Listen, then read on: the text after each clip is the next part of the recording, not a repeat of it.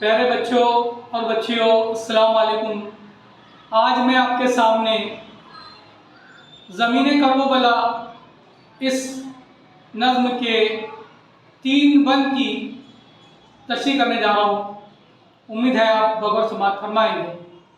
हज़रत इमाम हुसैन रज़ियल्लाहु ताला अन्हु मदीना वापसी पर बड़ी तेज़ रफ्तारी से दरियाए फरात के किनारे पहुँचे। वहाँ पहुँचने पर उन्होंने अपने काफिले वालों से पूछा, यह ज़मीन कैसी है, इसका क्या नाम है?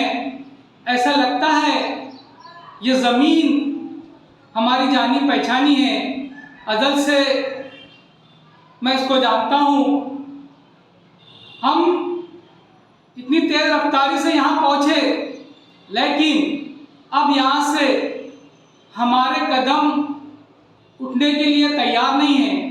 तभी गैब से एक आवाज़ आई कि ये ज़मीन व करबला है, मुसीबत की ज़मीन है, लेकिन ये खाक बड़ी अज़मत वाली है, खाके शिफा है।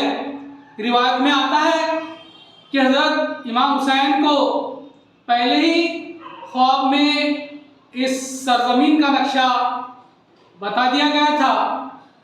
ये देखते ही हज़रत इमाम हुसैन का चेहरा चमकने लगा और वो अपने काफिले वालों से फरमाने लगे कि चलो, मुझे अपनी मंजिल जाना मिल गई, जिसका मैं इंतज़ार कर रहा था।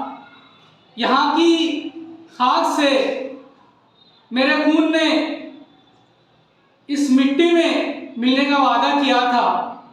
हबराइयों से कहने लगे कि यही अपने सामान्य सफ़र खोल दो, ये नहर, ये सहरा, ये दरिया, ये तराई हमारी है।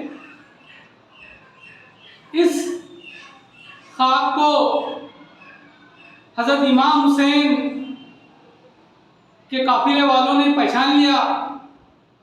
चूँकि वो बहुत फर्माबरदार, समझदार और अक्लमंद थे, इसलिए उनके कहने पर उन्होंने अपना सामान्य सफ़र खोल दिया। दरिया के किनारे हज़रत इमाम हुसैन और उनके घर की ख़वातीन के खैमे लगाए गए।